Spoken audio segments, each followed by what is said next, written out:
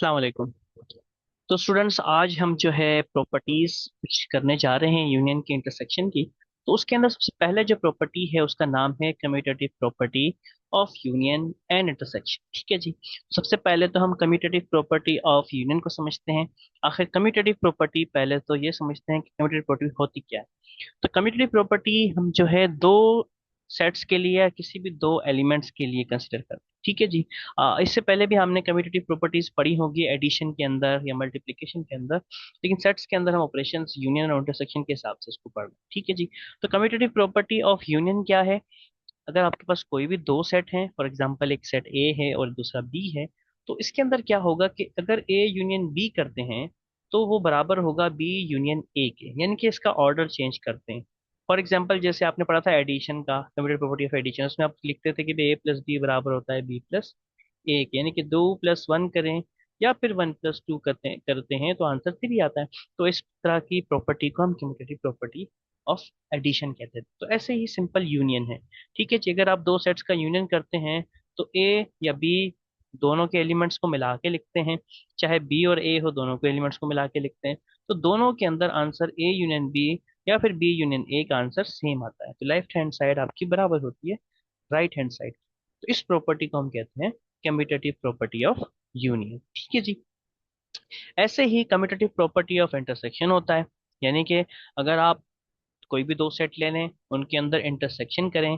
Intersection का आपको मालूम है कि कोई कॉमन एलिमेंट्स देखें तो ए और बी के अंदर जो कॉमन होंगे या फिर बी और ए में जो कॉमन होंगे दोनों का आंसर सेम ही आएगा। यानी कि आपके पास ए इंटरसेक्शन बी का मतलब ये कि एंड की आप साइन बीच में लिखते हैं ना, ए या बी दोनों में से जो भी कॉमन हो वो लिखेंगे, या फिर बी और ए दोनों में से जो कॉमन हो, तो दोनों साइड्स आपकी बराबर आ जाएगी। Left hand side is equal to right hand side. ठीक है जी। इसका कोई हम एग्जांपल कर लेते हैं जिससे आपको ये जो है बिल्कुल क्लियर हो जाए कि किस तरीके से हम इसके सवालात को सॉल्व करते हैं। तो हमारे पास बुक में भी एक इसका सवाल भी है और इसका सोल्यूशन एक तरह से एग्जांपल में दिया हुआ है। फॉर एग्जांपल ये लिखा हुआ है, verify the fundamental properties of given sets.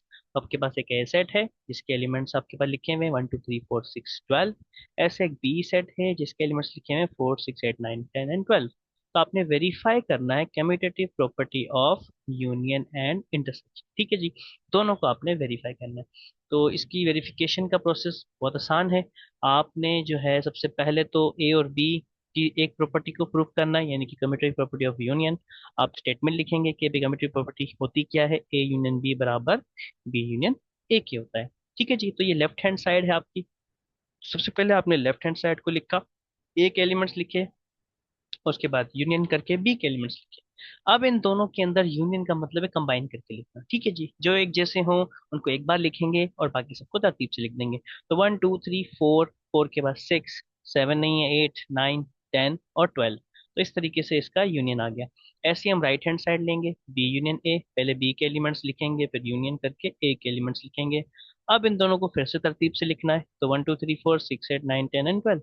अब आप देखें इसका आंसर, लेफ्ट हैंड साइड का आंसर राइट हैंड साइड के बराबर है। तो इस तरीके से आपके पास ए यूनियन बी बराबर हो गया बी यूनियन ए के। तो इस तरह से आपने ये प्रॉपर्टी वेरीफाई कर दी। ठीक है जी। इसी तरीके से आपकी कम्यूटेटिव प्रॉपर्टी ऑफ इंटरसेक्शन होगी, यानी कि आप ए इंटरसेक्शन बी लिखेंगे और बी इंटरसेक्शन ए के बराबर होगा। तो लेफ्ट हैंड साइड के अंदर आप लेंगे ए के एलिमेंट्स बी के एलिमेंट, इन दोनों में क्या क्या कॉमन है।